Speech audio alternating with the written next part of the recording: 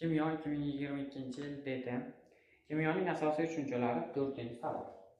Demak, alyuminiy va kremniy atomlarini muvofiq ravishda izoton, izotop va izobarlarga ajrating. Xo'p, demak, bularni birinchi proton, neutron, elektronlarga ajratib olishimiz kerak.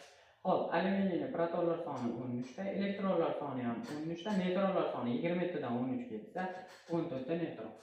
Alyuminiy proton 13 ta, elektroni ham 13 ta, neutron topishga 28 dan 13 ta yozsak 15 ta.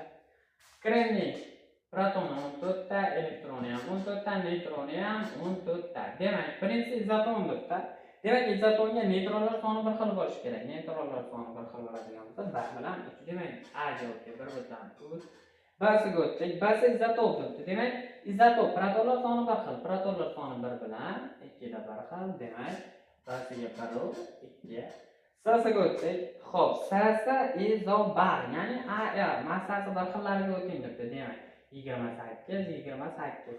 S'ga 2 bilan 3. Demak, javoblardan qidirib ko'radigan bo'lsak, javob A.